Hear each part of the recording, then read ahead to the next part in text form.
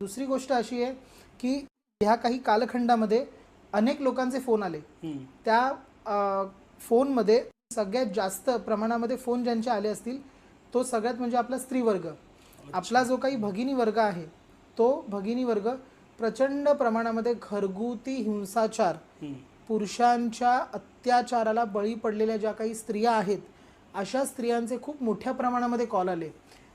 महाराजांना माझी एकच विनंती आहे की ज्यांना ज्यांना मी काही उपाय दिलेले आहेत, ज्यांना ज्यांना ज्या काही रेमेडीज सांगितलेल्या आहेत त्यांना तुम्ही बळ प्रदान करा आणि त्यांची जी काही इच्छाशक्ती आहे ती प्रबळ वाढवून त्यांना आत्मबल प्रदान करा. कारण कसं आहे, प्रत्येक स्त्रीमध्ये एक मुख्य तत्व आहे. ज्यावेळी एखादा पुरुष एखाद्या स्त्रीजवळ लग्न करतो त्यावेळी ती स्त्री तिचं कुळ, गोत्र, आई वडील, भाऊ बहीण सगळी नाती टाकून त्याच्यासोबत नांदायला सासरी येते. माहेर सोडून सासरी येणं म्हणजे काही खाऊचं काम नाहीये.